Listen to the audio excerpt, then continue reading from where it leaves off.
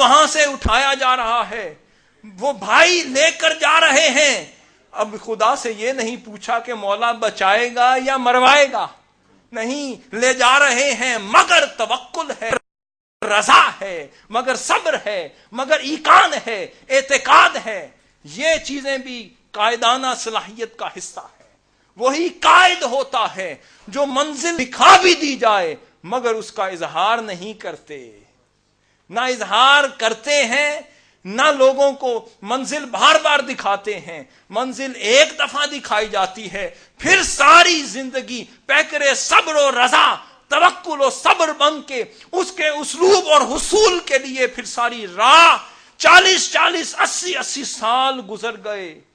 ابھی کنویں سے نکل رہے ہیں، پھر نکلے تو ادھر شہر مصر میں پھر بیچ دیے گئے. اب خدا سے نہیں پوچھا مولا کنویں سے نکالا ہے بازار مصر میں بیچ دیا، نہیں، ادھر بھی بیچا ہے مولا تیری رضا ہوگی، ادھر بھی ڈالا تھا تیری رضا ہوگی.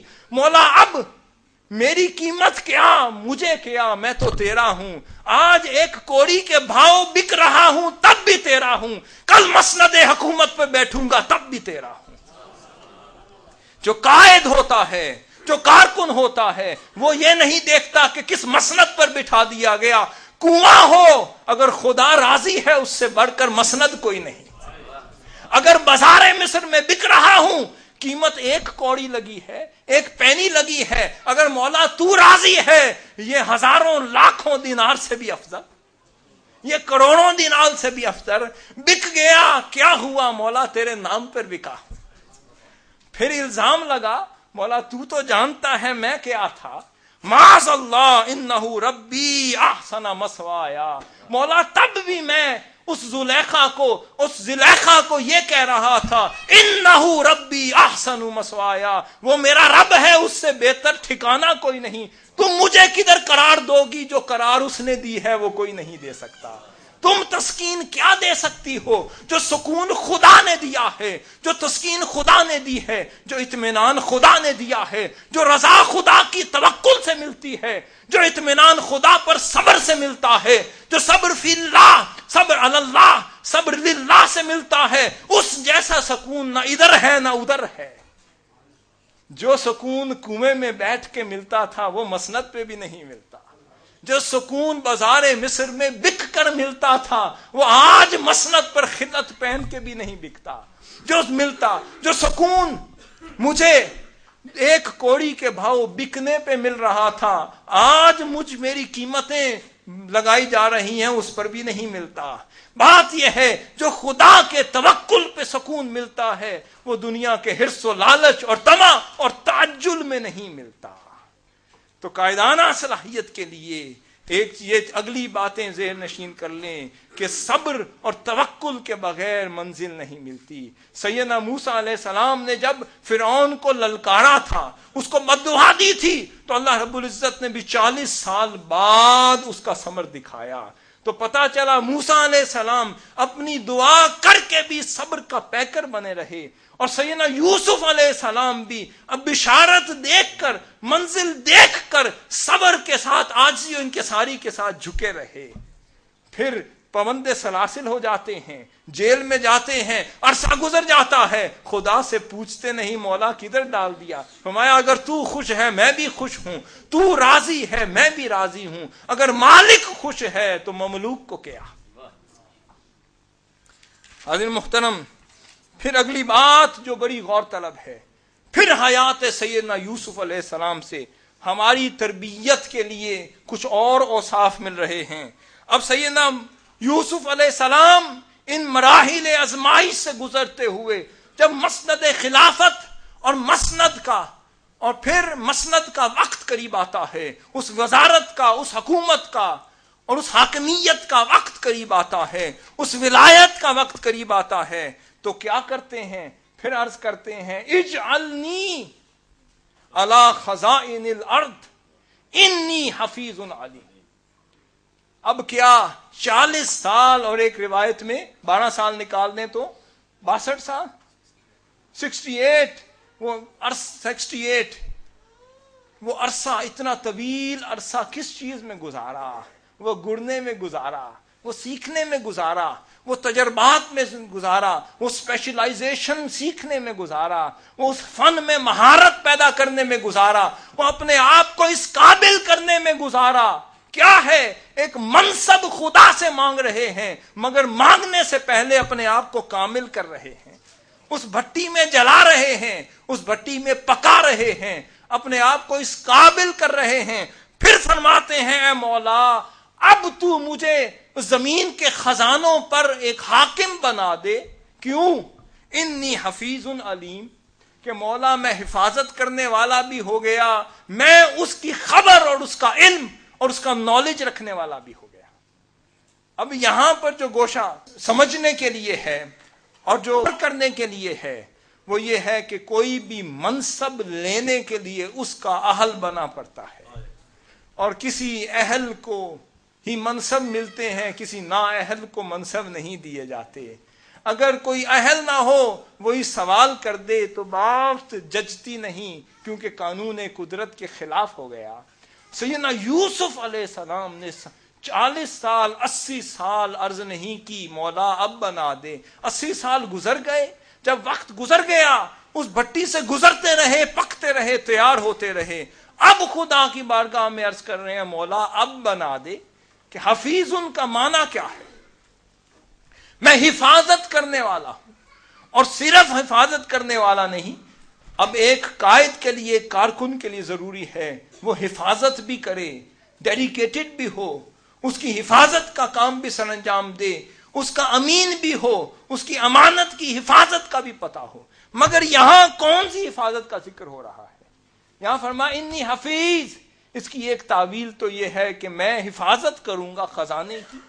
دوسری تعویل یہ ہے مولا جو نعمت نبوت آج تک تو نے مجھے عطا کی، تو نے خود دیکھ لیا میں اس کی کیسے حفاظت کر رہا تھا. کنویں میں گرا اس لیے بیٹھا رہا کہیں اس نعمت نبوت پر حرج نہ آ جائے. مولا زنان مصر نے مجھ پر الزام لگایا، میں اپنے نفس کو بچاتا رہا اور کہتا رہا ان النفس لامارۃ بالسوء، کہ یہ نفس جو ہے یہ سو کی طرف، یہ فحاشی کی طرف، یہ عریانی کی طرف، یہ فحش کی طرف مجھے بلاتا ہے، مگر تیری رضا قوی ہے کہ مجھے وہاں لے کر جاتی ہے. میں تب بھی بچتا رہا، حفاظت کرتا رہا تاکہ مولا تیری اس نعمت پر حرج نہ آ جائے.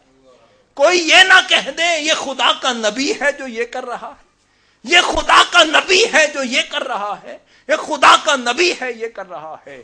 بات یہ ہے وہی قائد ہوتا ہے، وہی کارکن ہوتا ہے جسے ساری زندگی لاج رہنے پر اور لاج رکھنے پر اس کی زندگی بیتتی گزر جائے. اگر یہ کر لیا کوئی یہ نہ کہہ دے کہ یہ حضور شیخ الاسلام کے یہ کارکن ہیں، یہ ان کے لیڈر ہیں، یہ ان کے نوجوان ہیں، یہ ان کے بچے ہیں، یہ ان کی بچیاں ہیں، یہ کر رہی ہیں. نہیں، وہ نبی ہو کر خدا کی لاج رکھ رہے ہیں، ہم بندے ہو کر لاج رکھنا بھول گئے. وہ نبی ہو کر خدا کی عزت کی لاج رکھ رہے ہیں، خدا کی عظمت کی لاج رکھ رہے ہیں، خدا کی عطا کی لاج رکھ رہے ہیں، خدا کی نبوت کی لاج رکھ رہے ہیں کہ کوئی تاریخ میں یہ نہ کہہ دے کہ خدا کا نبی تھا یہ کر دیا. نہیں مولا آج تک میں اس نبوت کی لاج رکھ رہا ہوں، اگر تو خزانہ بھی دے دے میری نگاہ تیری نگاہ سے نہیں ہٹے گی. نگاہ میں اگلا معنی یہ حفیظ یہ کہ میں کل بھی حفاظت کرتا تھا جب کچھ نہ تھا.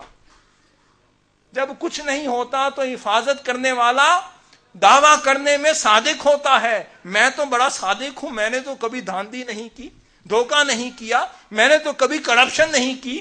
کوئی پوچھے بھائی تمہاری جیب میں ہے کیا کرپشن کرنے کو؟ کرپشن کا وقت آئے گا تو پوچھوں گا ہاں بھائی اب تمہارا دل وہاں مائل ہے یا یہاں مائل ہے. ہمارا اب مولا جب کچھ نہ تھا تب بھی تیرا تھا. اس کی تعویل یہ ہے جب کچھ نہ تھا تب بھی تیرا تھا، جب کچھ ہوگا تب بھی تیرا ہوں گا، پھر نہیں ہوگا تب بھی تیرا ہوں گا، جب آئے گا تب بھی تیرا رہوں گا، جائے گا تب بھی تیرا رہوں گا. یہ ہے حفیظ اور علیم. مولا جانتا ہوں کہ تو نے مجھے عطا کیا. علیم کا مطلب ہے کہ اس رب کی عطا کردہ اس صلاحیتوں کے ساتھ بھی بیٹھا ہوں مولا. میں سیدنا یوسف علیہ السلام کو اللہ رب العزت نے اکنامکس کا علم دیا، ان کو فائنینس کا علم دیا، ان کو مینجمنٹ کا علم دیا، ان کو فائنینشل مینجمنٹ کا دیا، ان کو پریکاشنری اسیسمنٹ کا علم دیا، ان کو وہ تمام حکومتی امور کی ایکسپرٹیز دی. یہ ایک علیم کا معنی ہے. اور دوسرا مولا جہاں بھی ہوں گا علیم، میں جان رہا ہوں گا تو ہی عطا کر رہا ہے. جب ملے گا تب بھی تیری عطا کو جانوں گا، جب جائے گا تب بھی تیری عطا پر راضی رہوں گا. عزیز محترم، بات یہ ہے کہ کارکن وہی کارکن ہے جب مل جائے تب بھی یاد رکھے کہ اس نے دیا ہے، جب لے لیا جائے تب بھی یاد کرے اسی نے لیا ہے. دیا بھی اس نے تھا، لیا بھی اس نے ہے. مگر کارکن اور قائد کا یہ کام نہیں کہ شکوہ کرے، اس کا کام یہ مولا دے دے تب بھی راضی ہوں، لے لے تب بھی راضی ہوں. ابراہیم بن ادم رضی اللہ تعالیٰ فرماتے ہیں کہ ایک غلام خرید کر لے آیا، لے کر گھر آتا ہوں، اس سے پوچھتا ہوں کہ اے غلام بتا تو صحیح تیرا نام کیا ہے. وہ کہتا ہے بھلا غلاموں کے بھی کوئی نام ہوا کرتے ہیں. پھر پوچھتا ہوں اے غلام یہ تو بتا تو کھاتا کیا ہے. کوئی غلام بھی اپنی خواہش کا اظہار کیا کرتے ہیں. بھئی بتا دے تو چاہتا کیا ہے. بڑا غلام کی بھی کوئی چاہت ہوتی ہے. تو آیا کیوں ہے؟ بھئی غلام کو کیا پتا کیوں کیا ہے اور کیا کیا ہے. بھئی غلام اس لیے ہوں کہ پھر میرا اپنا کچھ نہیں. جب مالک کے ہاتھ بک گیا، جو مالک چاہتا ہے وہی میری چاہت ہے، جو مالک کھلاتا ہے وہی کھاتا ہوں، جس نام سے مالک پکارتا ہے وہی میرا نام ہے، جس نام سے، جس پہچان سے میرا مالک پہچانتا ہے وہی میری معرفت ہے. حضرت ابراہیم بن ادم فرماتے ہیں کہ میں اسی وقت کانپ گیا خدا کی بارگاہ میں. اسی وقت آنسو بہنے لگے اور لرز گیا، کانپ اٹھا. مولا یہ ابھی بازار سے خرید کر غلام لایا ہوں، تو اسے غلامی کے وہ آداب معلوم ہے جو مجھے آج تک تیری غلامی کے نہ معلوم ہو سکے. ہمارا غلام وہ ہے جو جانتا ہو کہ میں غلام ہوں، وہ رب ہے. اگر آج ہم جاننے لگیں ہماری عبدیت ہے، ہم عبد ہیں وہ رب ہے، ہم مملوک ہیں وہ مالک ہیں، وہ معطی ہے، ہمیں عطا کر رہا ہے، ہم اس کے در پر جھکتے ہیں، ہم بھکاری ہیں، وہ عطا کرنے والا ہے، تو کبھی یہ فتنہ پیدا نہیں ہوگا. اب آگے سیدنا ابراہیم علیہ السلام کی طرف چلتے ہیں. ان کی کچھ خوبیوں کو اللہ رب العزت نے بیان کیا. فرمایا ان ابراہیم کان امتن قانتا للہ حنیفا ولم یکن من المشرکین شاکرا لانعمہ اجتباہ وہداہ الی صراط مستقیم.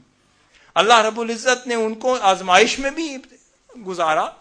اذ ابتلی ابراہیم ربہ بکلمات فاتمہن.